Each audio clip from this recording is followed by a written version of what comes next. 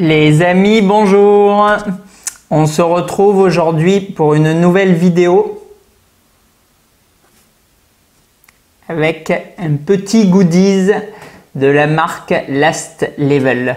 Alors, on va voir aujourd'hui une nouvelle statue Last Level. Bon, pas des moindres, la plus démentielle, je pense, que j'ai vue. Tout personnage X-Men, Marvel confondu. Cette statue est juste complètement ouf. Alors je vous la fais très doucement pivoter parce que le plateau il en peut plus, le pauvre.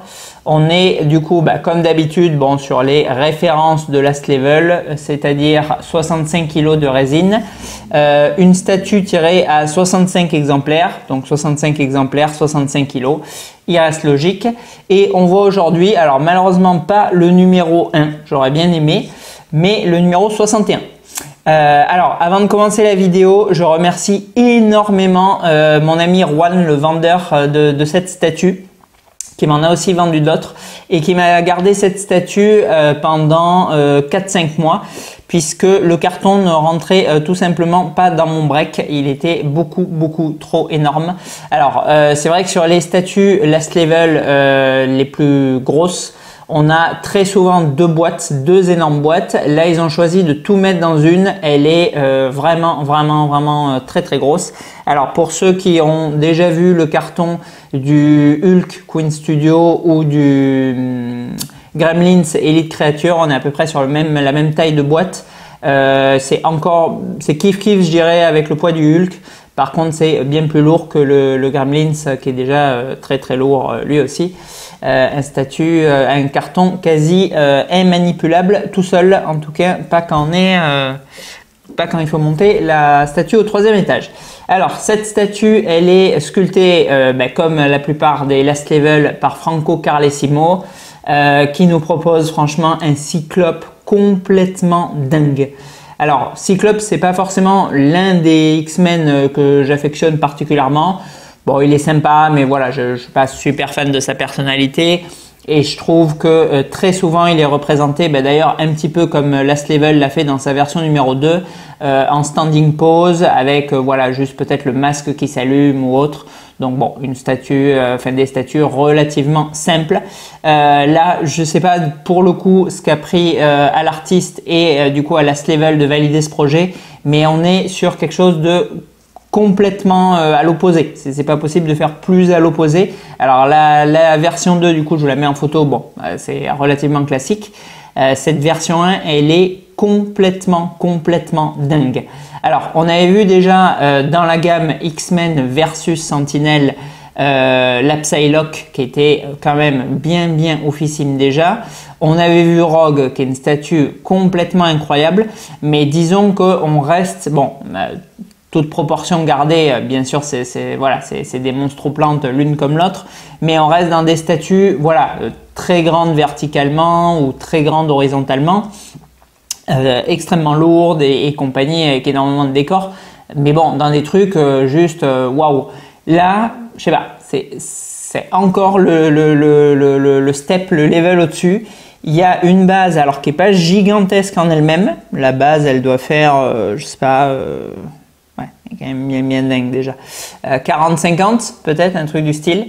Mais avec du coup deux éléments complètement opposés et déportés. C'est-à-dire que la main de Sentinelle, vous le voyez d'ailleurs, le plateau il penche, elle pèse mais 3 tonnes, la main de la Sentinelle, et elle est complètement déportée dans le vide. Donc franchement, rien que cette prouesse technique et visuellement ça match à mort, c'est déjà complètement incroyable. Et de l'autre côté, on a du coup Cyclope, je ne sais pas si vous voyez, Cyclope, qui est en appui sur un seul pied en train de bondir sur la roche elle-même en train de s'affaisser. Ça donne une... Alors moi qui aime les statues dynamiques, franchement je vois pas comment on peut faire plus dynamique que ça. Alors si peut-être... peut-être avec des personnages équilibristes comme Nightwalker ou ce genre de perso, mais franchement avec des persos classiques, là ils ont vraiment poussé le dynamisme au paroxysme. Alors en termes de dimension, alors j'ai pas de mètre là, j'essaierai d'en prendre un, vous mesurez, mais je sais pas, on doit être sur 80, un truc comme ça d'amplitude, sur une profondeur facile de 50-60 et sur une hauteur, ouais, un bon 70. Voilà. Donc bon, la petite statue des Fafa, quoi, 50, 80, 70, 65 kg, on n'est pas trop mal. On a bien évidemment toujours plus, je vous les montrerai, un bras alternatif. Alors pour le coup, vraiment pour que Cyclope soit en train de, voilà, de dégager et de balancer toute son énergie. Alors pour le coup, ça pourrait matcher peut-être avec la tête que je vous ai mise. Parce que c'est vrai que là, alors les têtes, il y en a 4. Bon, last level, toujours plus. Une tête, 2 têtes, 3 têtes. Allez, c'est parti. La résine, c'est pas cher en Chine. On en fait 4. Ils nous ont du coup mis 4 têtes. Alors, on a le Cyclope sans cagoule, avec bandeau et bouche bien vénère en train de lâcher son laser. On a, je vous les zoomerai bien sûr après, le Cyclope impassible classique. Bon, pour le coup sur cette statue, il a moins d'intérêt je trouve. Ensuite, on a celle-là qui est bien sympa avec du coup cagoule, donc vraiment design comics à mort et en train de hurler. La bouche est vraiment sympa d'ailleurs. En train de hurler du coup et de balancer son laser. Et les bras, on a, alors pour le coup, moi j'ai mis celui-là parce que je trouve que c'est vraiment le bras emblématique de Cyclope parce que bien sûr il active du coup son espèce de molette là pour balancer son laser. Donc du coup j'ai choisi de mettre ce bras. Maintenant il y a la 4e tête du coup que j'ai présentée que je trouve complètement dingue parce qu'elle match du coup avec le 2e rayon laser. Vous avez le premier rayon classique, donc rayon qui vient du coup s'emboîter hop, dans la tête et se tirer. Et le 2e rayon où là il pète complètement un câble et les lunettes elles explosent. Il y a des morceaux de lunettes, je vais vous le zoomer, complètement la folie ça aussi.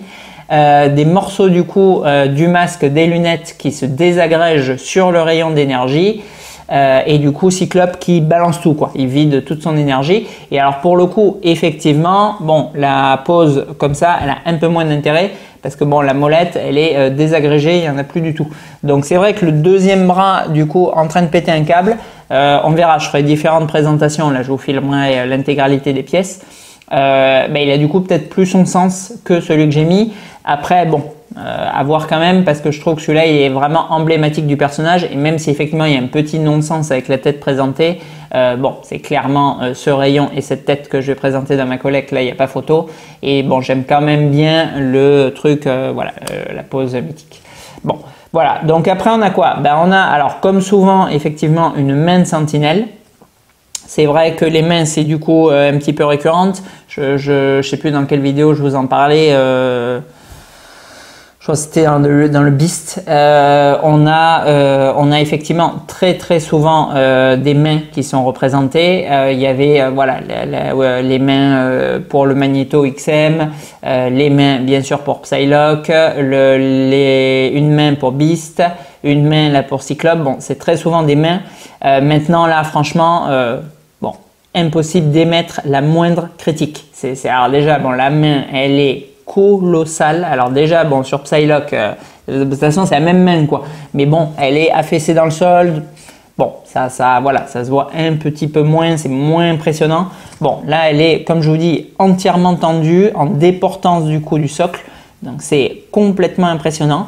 Elle est transpercée par le rayon laser. Ça, c'est complètement ouf. Franchement, alors je crois que dans cette vidéo, je vais dire environ 48 fois le mot ouf. Du coup, devant, on a l'explosion et le laser qui ressort en désagrégeant la sentinelle. Et devant, là, le laser qui rentre et qui explose du coup la partie de sentinelle. Franchement, ça, c'est ouf. C'est complètement ouf. Et alors, truc bien dingue aussi. Alors, il avait plus ou moins fait sur Psylocke, mais c'était encore une fois, je trouve, moins impressionnant parce que du coup, Psylocke, elle tranche. Donc, du coup, on avait les morceaux tranchés. Bon, là, du coup, on a le rayon de Cyclope qui tire très certainement comme ça, là, comme dans le film, dans les comics, peu importe. Et du coup, il tranche le pouce, juste là, qui tombe sur le socle. Il est là avec des morceaux de câble qui pendent. truc de dingue. Franchement, c'est la folie furieuse. Et du coup, la main, elle est complètement tranchée. Donc là, alors, je vous le zoomerai aussi, mais c'est ouvert. C'est ouvert. L'intérieur, oula. L'intérieur de la main avec le réacteur d'énergie, il a disparu, il a dû exploser et on a du coup le rayon qui est en train de couper en fait. C'est vrai que quand j'avais vu la photo de la statue sur internet, je croyais qu'il tirait le rayon et que du coup ça transperçait le bras. En fait, c'est pas ça. C'est il tire le rayon et il balaye et il coupe du coup en deux la main de la sentinelle. Franchement, c'est la folie furieuse. Alors, à l'arrière, on retrouve quoi? On retrouve du coup un petit tube avec de la résine translucide. Alors, d'après ce que j'ai compris, c'est plus ou moins un easter egg, un clin d'œil, mais je ne connais pas assez les comics.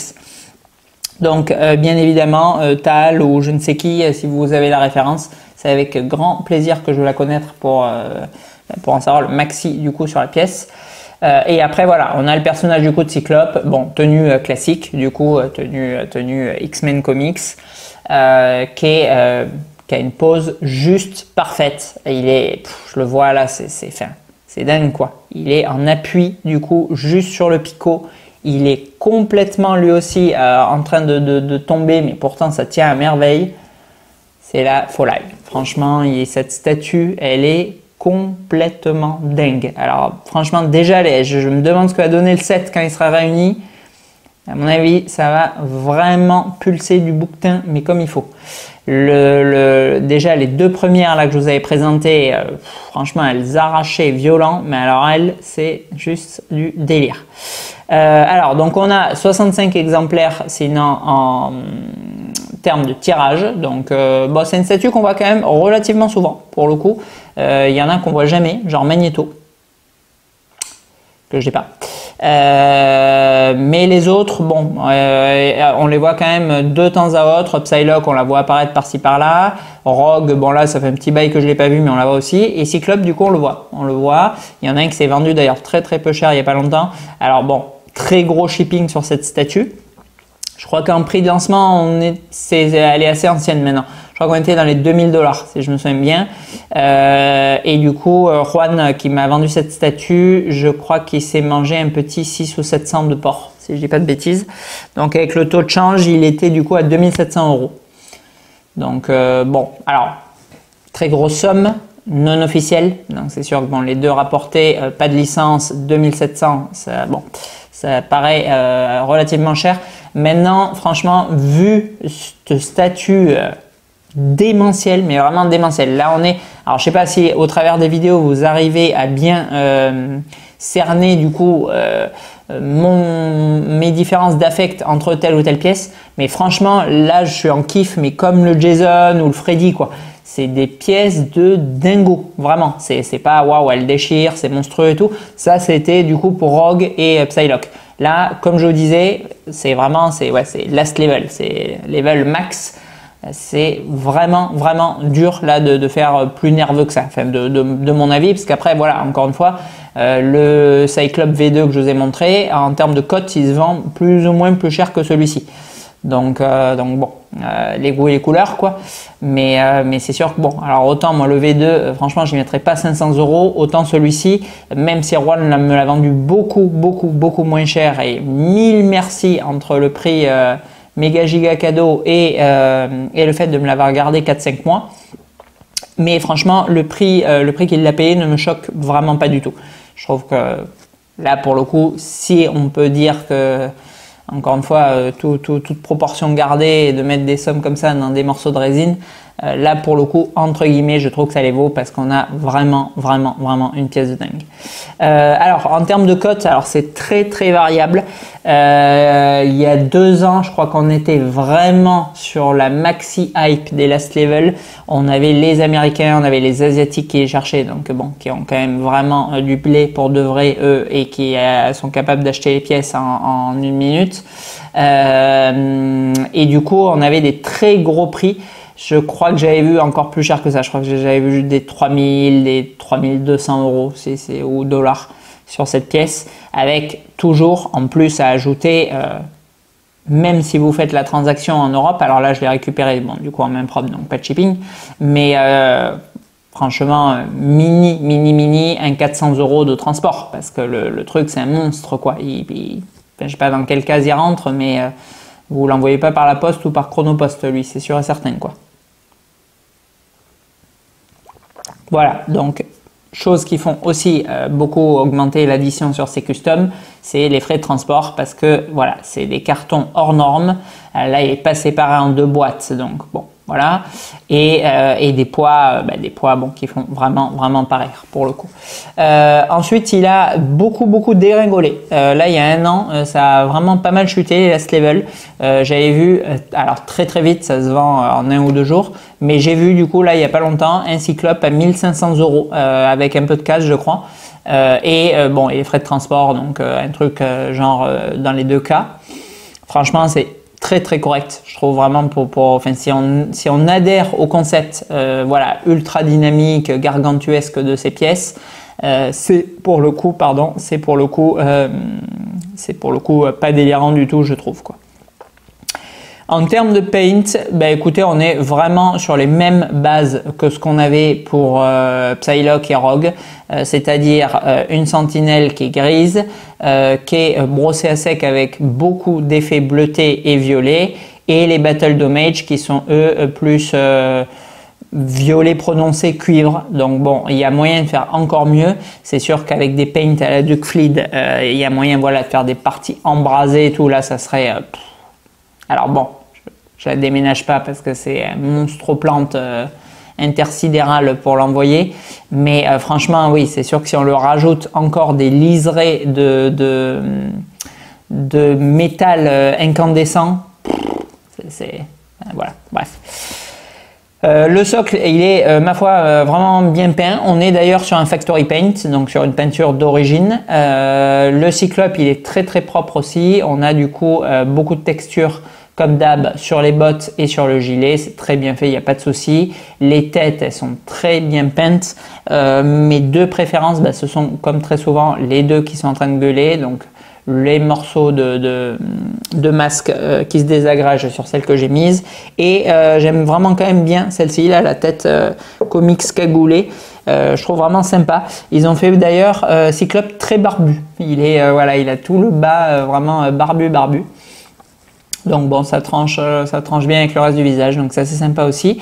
Les explosions, alors on a, bon, comme certains le disent, moi je suis pas du tout de cet avis, mais bon, ça dépend encore une fois de l'appréciation de chacun. Les parties en résine peintes opaque de fromage fondu, à la fois noir et orange jaune, du coup, pour recréer du coup l'effet d'explosion. Et par dessus, ils ont choisi de mixer. C'est assez rigolo pour le coup. J'ai rarement vu ça. Je n'ai même pas trop le souvenir pour le coup. Normalement, c'est l'un ou l'autre. Des effets de résine translucide en plus. Donc là, on a des pics du coup en résine translucide qui ressortent de l'explosion. Et de l'autre côté, on a pareil, enfin l'inverse du coup, résine translucide qui vient se fondre du coup dans des pics eux aussi en résine translucide, et ensuite le fromage fondu. Bon, c'est ça déchire en fait, ça déchire grave. Voilà, après, écoutez, que vous dire d'autre sur cette pièce, la folie. Franchement, c'est là, vraiment, enfin, bon, tout est dingue. Alors pour émettre une micro-critique vraiment sur cette pièce, le light-up. Le light-up, il est un peu short. Alors, les yeux en eux-mêmes, c'est sympa, ils s'allument vraiment bien. Maintenant, le light-up des 2 explosions est vraiment pas dingue. Et surtout, bon, pas de light-up du coup dans le rayon d'énergie. C'est sûr qu'on aurait eu le rayon d'énergie qui s'allumait en entier, donc ça aurait été encore plus dingue. Bon, là, c'est pas le cas. Bon, maintenant, bon, c'est vraiment pour chipoter parce que franchement, voilà, folie furieuse. Allez, je vous zoome tout ça. Ça va mettre un petit bail parce qu'il y a quand même un paquet de trucs à zoomer. Il y a 4 têtes à interchanger, le bras, enfin, il y a de quoi faire. Allez, c'est parti. Allez, on est parti sur cette pièce de dingo intersidéral. Donc on a, j'imagine, un morceau du socle de New York en train de subir l'affrontement avec les sentinelles. On retrouve du coup des morceaux là de tuyaux, une roche qui est ma foi vraiment bien texturée et bien peinte, une partie conduit d'eau avec résine translucide. Bon, c'est sur l'arrière, ça ne se voit pas forcément énorme, mais franchement, bon, c'est sympa. Là, on a du coup le pouce coupé de la sentinelle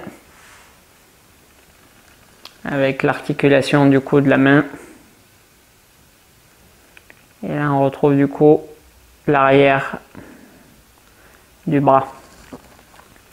Alors, on va commencer du coup par cette partie. On a vraiment un paint, bon, très quali bien sûr. La déchirure, mortelle.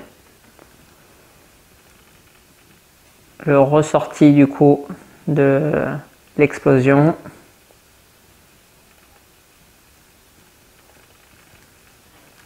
Les doigts, bon là on est du coup plus ou moins sur le même niveau de paint que ce qu'on avait là sur Psylocke et sur comment ça s'appelle, Rogue. Alors, on n'a pas le cœur du coup énergétique là au centre de la main. Ce rayon laser là qui vient découper du coup la sentinelle.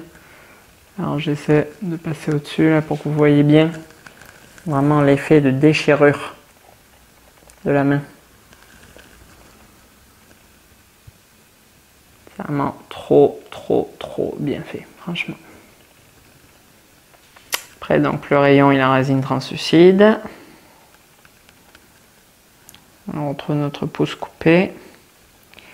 Et ensuite on a notre ami Cyclope.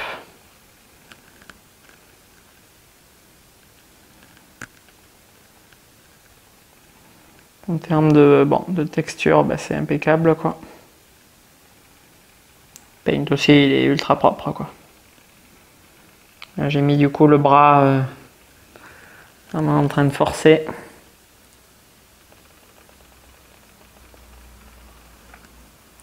Et du coup, je ne sais pas si vous voyez bien les